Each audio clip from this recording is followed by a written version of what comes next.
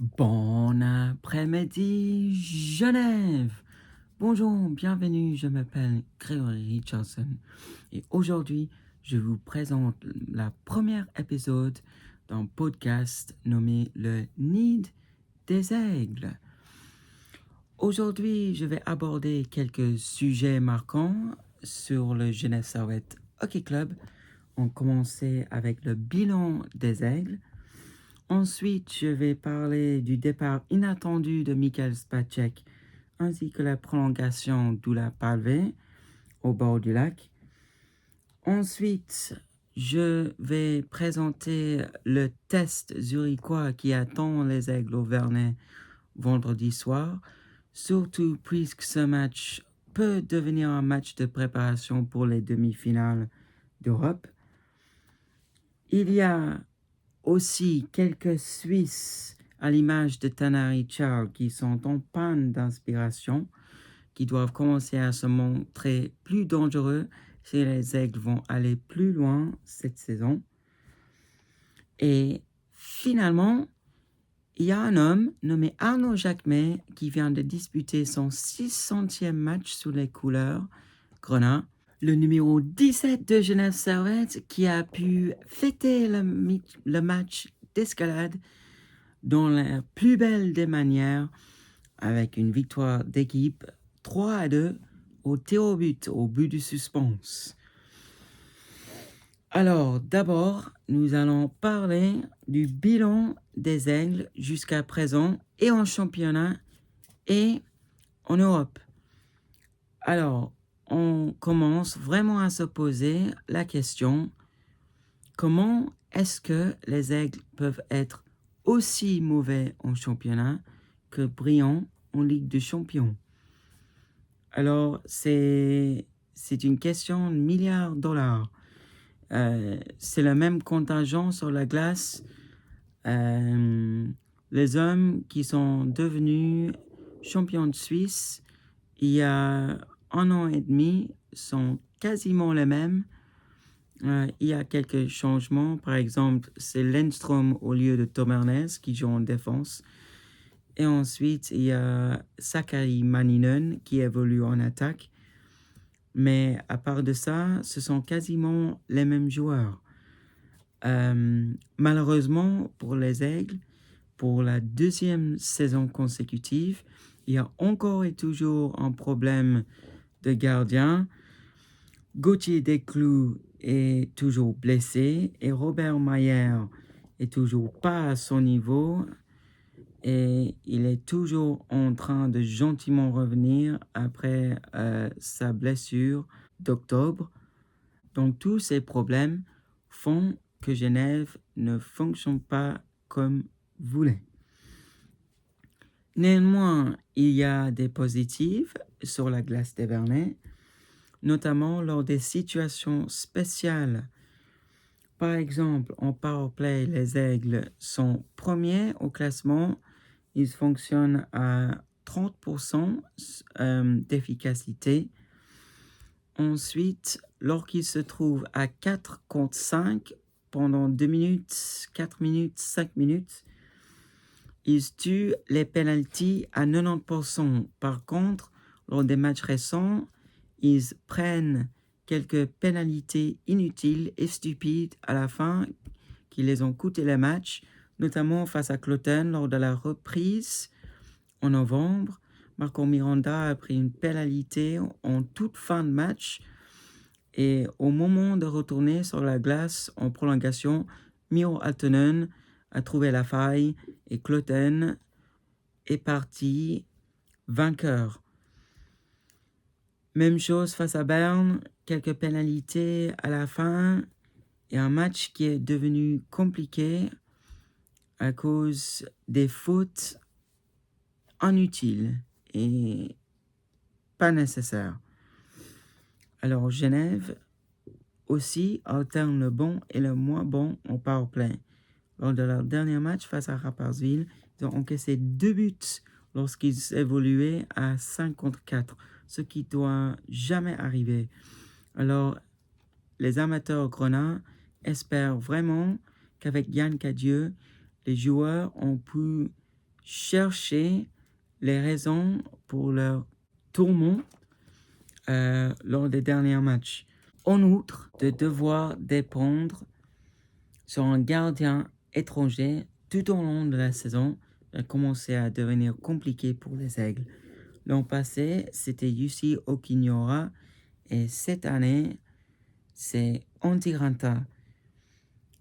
Bien qu'il ait eu de très bonnes performances, notamment quand il a blanchi à la Vaudoise Arena, ça va devenir compliqué si Antti Ranta va jouer 2 fois sur 3 chaque semaine. Robert Mayer doit commencer à faire les arrêts qu'on sait qu'il peut faire, puisqu'à ce moment, c'est uniquement Antti Ranta qui réalise des arrêts de classe mondiale. Il est à ce moment intraitable et il a surtout empêché aux Lakers de repartir au Saint-Gallois avec 2 points au lieu d'uniquement 1. Donc bravo à lui, il est spectaculaire, il est très propre devant ses filets, mais il va falloir vraiment améliorer du côté de Genève si on va espérer d'aller loin cette saison et de monter au classement. Surtout puisqu'à ce moment, les Aigles pointent actuellement à la 11e place et ils sont donc provisoirement pas en play-in. Et s'ils continuent sur cette mauvaise passe, ils seront en vacances dès le 1er mars lorsque la rencontre face à Berne prend fin. Alors, c'est vraiment mauvais, mais ils sont aussi brillants en Champions League que mauvais en championnat. Alors, comment est-ce que ça se passe? Personne ne sait pas, mais Antti Ranta a réalisé de très belles performances. Robert Mayer n'a pas convaincu, certainement pas, lorsqu'il a disputé le match de retour face à Lausanne. Il a encaissé 4 buts. Mais Vincent Praplan a marqué 4 buts au Vernet, où la Palve a aussi trouvé les chemins de filet, ainsi que Timo Artikainen. Mais ce dernier, récemment, s'était blessé et les Aigles leur manquent vraiment à ce moment, notamment en attaque. Mais heureusement pour eux, Sakari Manninen vient de prendre le taureau par les cornes en montrant la voie à son équipe, en marquant des buts très importants. Mais le grand défaut des Aigles à ce moment, c'est qu'ils encaissent des buts dans les dernières minutes de match. Il y a 6 ou 7 matchs pendant l'exercice jusqu'à maintenant où les Aigles ont encaissé des buts dans les dernières minutes du match lorsque le match aurait dû partir en prolongation. Donc là, ils perdent au moins 5, 6, 7 points sur ces confrontations. Et à l'heure de faire les comptes, maintenant, ces 5, 6 points manqués fait que les Aigles se situent à la 11e place et pas peut-être la 7e place. Donc c'est très serré. En outre, d'ici la mi-janvier, les Aigles vont pouvoir disputer plusieurs rencontres directes, y compris face à Bienne le 2 janvier, un adversaire et une date qui les convient bien. Ensuite, ils défieront les Tigres de Langnau le 5 janvier, le dimanche après-midi au Vernet, avant de défier les ours de la capitale au Vernet à nouveau le 7 janvier. Donc, en 2025, dès le début, ils auront l'occasion de jouer 3 fois consécutives au Vernet face à des adversaires directs. Ensuite, le même week-end, le 10 et le 11 janvier, ils ont joué face à Ombrie Piotta à la Wallachia, ainsi que face à Fribourg au Vernet. 2 matchs très clairs et nets à 6 points à ce moment. Et ensuite, le week-end après, ils vont jouer face à Cloton lors de la soirée de peluche. Et à la fin de janvier, le 26 janvier, ils défieront Zug. Ce sont tous des équipes très proches des Aigles au classement à ce moment. Donc les Aigles peuvent espérer d'engranger 7 ou 8 points lors de leur prochain match avant Noël. Et s'ils le réussissent, ils auront vraiment l'occasion de faire quelques belles opérations lors du début de 2025. Alors, vendredi, les Aigles vont rejouer en championnat et ils vont défier les Lions de Zurich. Un match qui peut avoir de grosses conséquences, notamment puisque Zurich peut affronter ou pourrait affronter les Aigles lors de les demi-finales du Champions League en janvier. Donc c'est un match très important, surtout pour la mentale, et aussi puisque jusqu'à maintenant, les Lions de Zurich restent invaincus face aux Aigles. 2 matchs disputés, 2 matchs gagnés pour les Lions, 2 matchs disputés, 2 matchs perdus pour les Aigles. Un bilan pas très positif pour les Aigles, mais ils peuvent dépendre d'un power play qui fonctionne bien lorsqu'ils n'encaissent pas de but et aussi un box play à 90%. Un box play à 90%, c'est vraiment incroyable. Néanmoins, ils vont devoir commencer à ne pas prendre des pénalités dans les dernières minutes d'un match et ensuite se trouver à 3 contre 4 aux prolongations. Ça, c'est le grand défaut des Aigles lors des dernières sorties et il va falloir vraiment corriger ça afin de pouvoir monter au classement. Alors, en somme, on peut attendre un match très compliqué au Vernet ce vendredi. Par la suite, il y a eu quelques grosses nouvelles à la patinoire il y a quelques jours. D'abord, Michael Spacek vient de quitter les siens après le match disputé à Rapperswil qui a terminé après les tirs au but. Michael Spacek avait apparemment quitté ses coéquipiers en partant aux Républiques de Tchèque. Les rumeurs qui sont devenues une réalité il y a quelques jours. Et lors de son premier match disputé pour le Sparta Prague, il a marqué un but en Europe. Donc, il ne rejouera plus sous les couleurs grenat cette saison. Ensuite, après cette complexité, il y avait une situation autour d'Oula Palve. Va-t-il retourner aux terres à Joulot ou va-t-il rester au bord du lac? Alors, les 2 directeurs sportifs, celle de Genève et celle d'Ajoie, se sont mis d'accord sur une extension de quelques semaines, soit jusqu'à Noël. Donc, Oula Palve va jouer avec les Aigles jusqu'au 22 décembre prochain et il ne disputera pas la rencontre entre Genève et Ajoie le 23 décembre à Parentruy.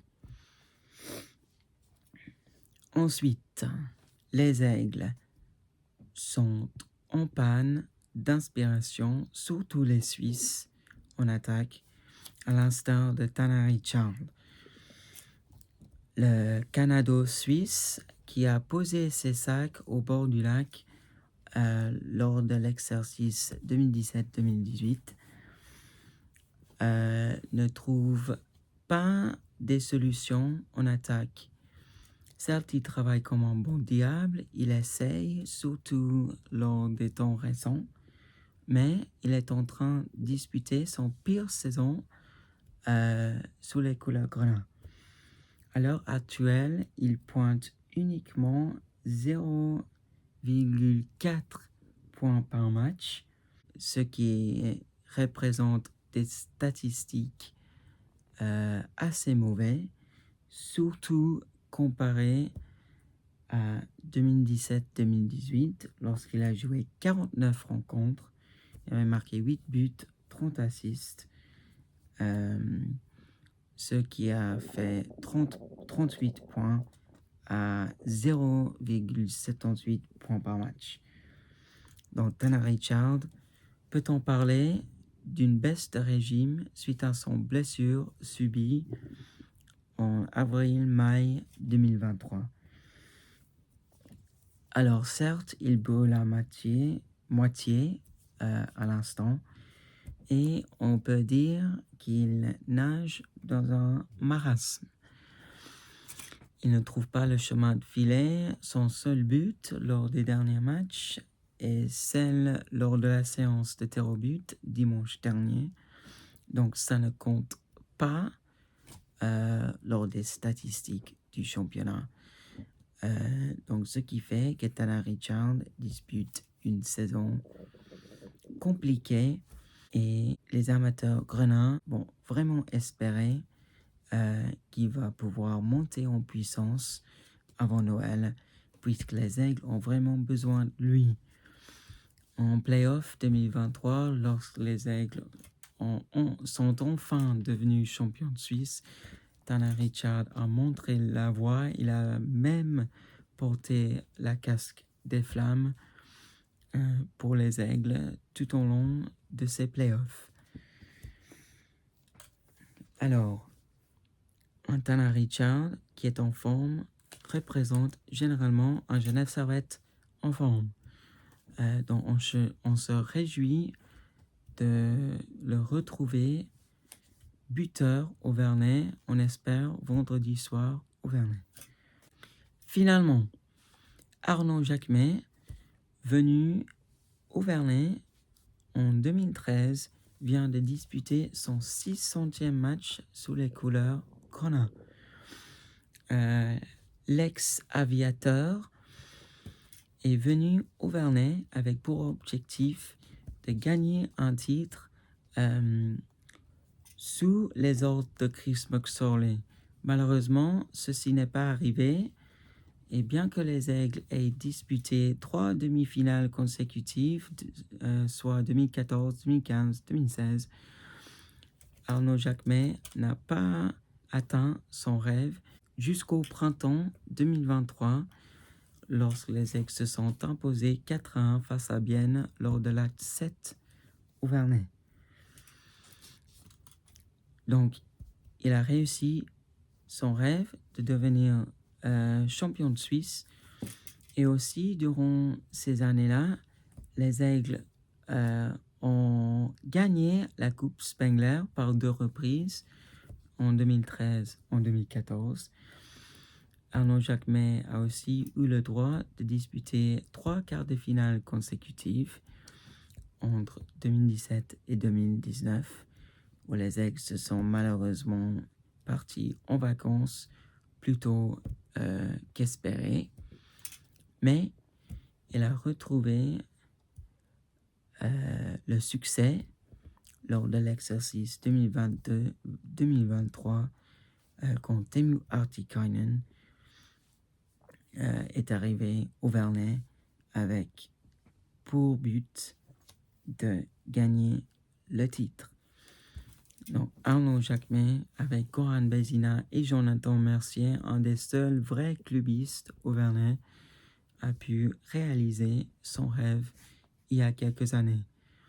Et les amateurs grenats peuvent espérer qu'il va continuer de réaliser de belles performances sur la glace.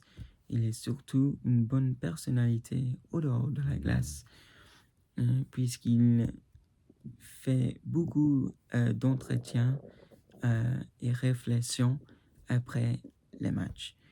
Les Aigles ont vraiment besoin de son honnêteté et constance pour la suite. Alors, revenons aux choses sérieuses. Le match face à Zurich ne sera pas la première rencontre de la reprise, puisqu'il y a encore et toujours le match de retour à disputer en Ligue des Champions d'Europe.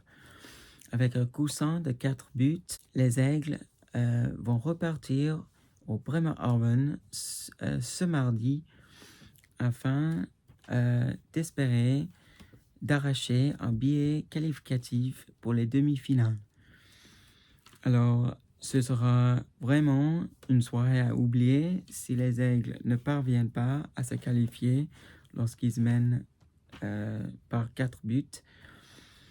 Mais les Aigles ne doivent pas se contenter de juste faire le dos rond, puisque les Allemands étaient la meilleure équipe sur la glace des Vernets, mais ils n'ont pas eu la réussite puisqu'ils ont buté sur un anti-renta en feu.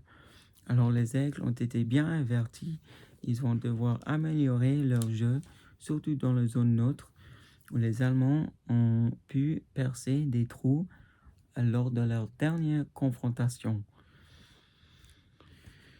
Il faut vous rappeler que les Allemands ont pu gagner en septembre lorsqu'ils perdaient par 2 buts au début de la rencontre. Donc, les Penguins de Bremerhaven sont bien capables de retourner des situations inespérées. Alors, de ce côté, les Aigles sont de nouveau avertis. Mais, par la suite, ils vont retrouver le championnat auvernais face à Zurich. Et comme on avait dit, ça va être une rencontre palpitante à voir et intéressant à voir, surtout car les deux peuvent s'affronter lors de la prochaine tour d'Europe. Alors, avec ce bilan négatif pour les Aigles, ce serait très important d'inverser la tendance face aux Zurichois et pour la suite du championnat et pour la rencontre, peut-être la rencontre des demi-finales en Europe. Et je vais maintenant faire mes pronostics pour ce match. Alors, les Aigles vont savoir que ce match va avoir des conséquences pour la suite, notamment pour la mentale. Donc, ils vont commencer fort. Sakari Vaninen va marquer un but. Et pourquoi pas un but de Tanaricha. Donc, les Aigles vont prendre 2 longueurs d'avance. Ensuite, les Zurichois vont revenir à 2-2, même 2-3. Une égalisation sur la tare de Genève Servette va permettre aux Aigles d'engranger un point avant de finalement s'imposer aux prolongations. Pourquoi pas en power play. Donc les Aigles vont retourner une situation inespérée pour gagner aux prolongations et empocher 2 points qui feront du bien avant un week-end compliqué à jouer en terre vaudois et à Joulot. Donc, ils vont réaliser une bonne reprise et on espère une bonne période Noël avant de retrouver Bienne à domicile le 2 janvier. Alors, merci de m'avoir écouté. je serai là encore la semaine prochaine. Au revoir, ciao, bye bye.